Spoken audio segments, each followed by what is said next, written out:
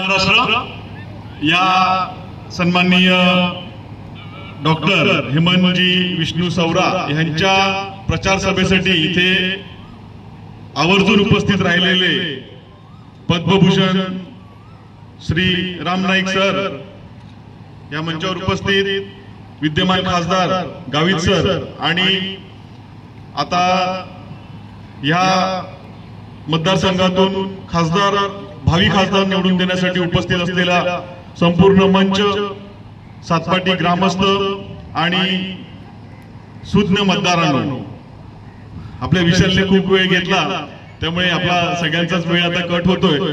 मी एवढंच सांगेन की 150 वर्षाची परंपरा असलेल्या ह्या राम मंदिराच्या पटांगणामध्ये ज्या भीमप्रतिज्ञेसाठी जमलोय ते कार्य पूर्ण करण्यासाठी तुम्हाला सगळ्यांना वचनबद्ध राहावं लागेल।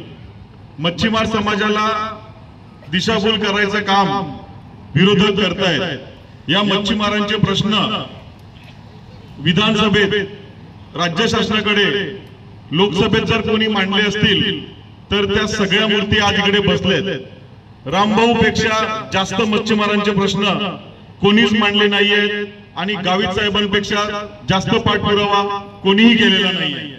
मी सौरा साहेबांना सांगेन की ह्या दोघांनी कौच्या हद्दीचा प्रश्न असू दे किंवा मच्छीमारांना शेतकऱ्यांसारख्या नुकसान भरपाईसाठी लागू होणाऱ्या योजना असू दे, ह्याच्यासाठी अथक प्रयत्न केले आणि ते प्रयत्न पूर्णत्वास नेण्यासाठी तुम्ही आज या व्यासपीठावरून या मच्छीमारांना संबोधित कराल अशी मला तुमच्याकडनं आशा आहे।